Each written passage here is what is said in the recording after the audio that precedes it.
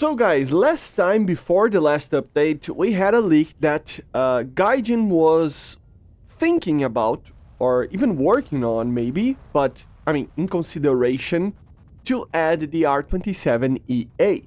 So let's talk a little bit about what it is, the R-27EA. Should it be added?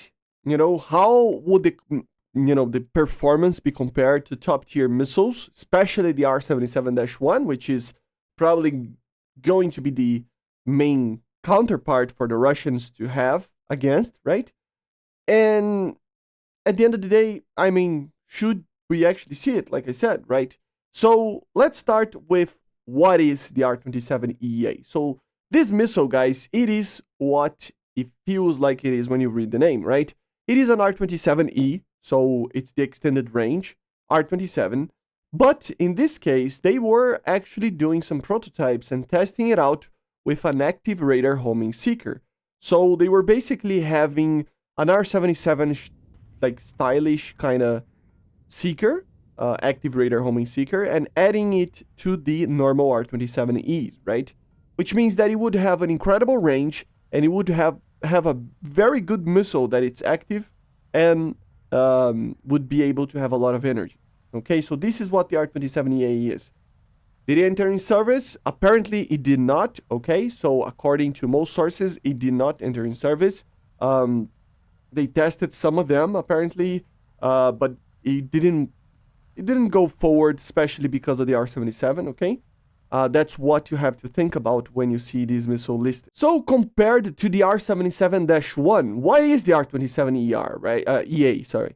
So the EA would be pretty much just a normal ER. Of course, there would be some minor differences, but in a general sense, it would be pretty much the same missile with even the same guidance system maybe, but with an active radar homing, right? So we are here in StatShark, of course, to take a look on the performance against the R-77-1, and we can even add compared to the R-77, the normal one, right? So yeah, we're gonna do that. We're going to calculate at a 60-kilometer range, 10-kilometer altitude, 1,200 kilometers per hour both, and let's see what happens. And it is going to be kind of clear what happens over here. So you're going to see that at the early stages, the R-27 is a missile that is not doing any loft. Okay, so this is the main thing over here. The second thing is that you're going to see in mid-flight that although it is not doing any type of loft, he can still maintain a pretty good energy. That's because he has a lot of delta V at the early stages, and I have to check, but the drag on the R-77s are normally very high, right? But you can see that it is better than the normal R-77 in the terms of energy, just worse than the R-77-1. And in the late stages, what it means is that the missile on the R-27 would have a little bit less energy than the -1, and around the same but less normally than even the normal R-77, okay?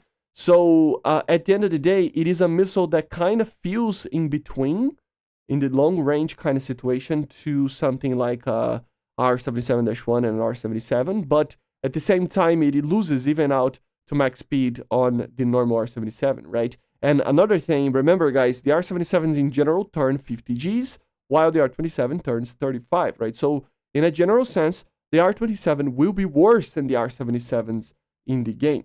So could we actually see it? Yes, I would imagine so. Yes, it would make sense to, add all possibilities of missiles maybe, even some prototypes for other nations as well. But at the end of the day, guys, is it really necessary? I mean, look at this. I mean, it's marginally better in some cases, and normally worse than the R-77-1. So what is the place of the R-27EA? Does it actually have one? Because if you take a look on top tier, it doesn't really need to be added, right? I mean, even the normal R-77 can do well against these targets compared to the R-27ER sometimes, right? So at the end of the day, like if you really compare to the top dogs, like with the M120C5, with the R-77-1, no, it's not really needed, right? If you take a look a little bit down the BR to 13.7s, 13.3s, maybe, but even then, should we? I don't know. That's the thing. It doesn't really have a place in the game.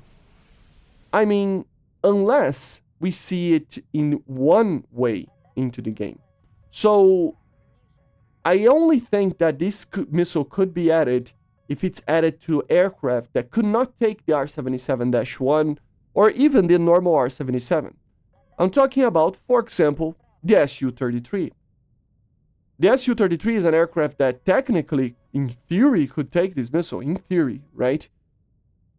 So, yeah, maybe we could add to it to be an Su-33 in the tech tree, for example. I'm not talking about the squadron one, but maybe an Su-33 that it's in the tech tree, that it's top tier with an active radar homing missile.